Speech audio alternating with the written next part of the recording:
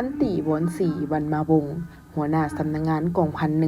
134หัวหน้ารับผิดชอบเอ็กซเรย์พื้นรถประตูโค้ง2ได้ให้สัมภาษณ์ต่อสื่อมวลชนประกาศความสงบในวันที่25พฤศจิกายน2025ซึ่งเป็นมื้อปิดงานมหกรรมกีฬาแห่งชาติครั้งที่12นครหลวงเวียงจันทน์เกม2025ว่า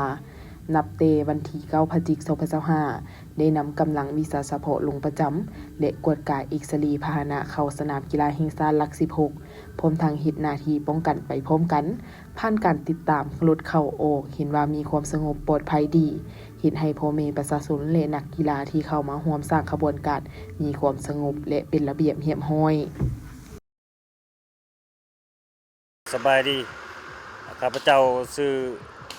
สายพันตรีวรรณศรีวรรณวงศ์ถือว่ารับผิดชอบจุด2ประตูโค้งน้อยเนาะ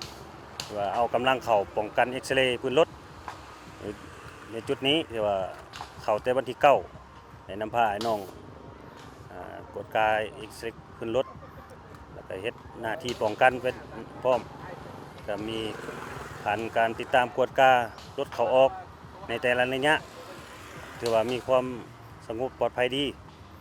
ขอสะดวกก็คือ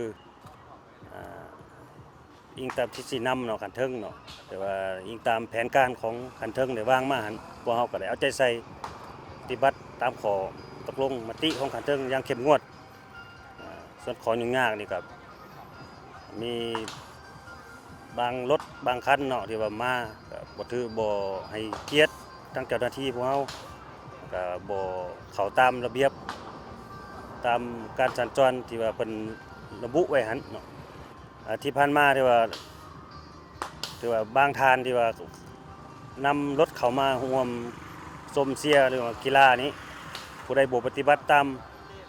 ระเบียบเฮาก็ได้มาศึกษาอบรมขั้นตอนพื้นฐานแล้วก็ให้ทิศทางเพิ่นแล้วก็แนะนำเพิ่นตามระเบียบพวกเฮาเฮ็ดหั่นให้มันมีความม่วนซื่นเบิกบานตามเพิ่นระบุไว้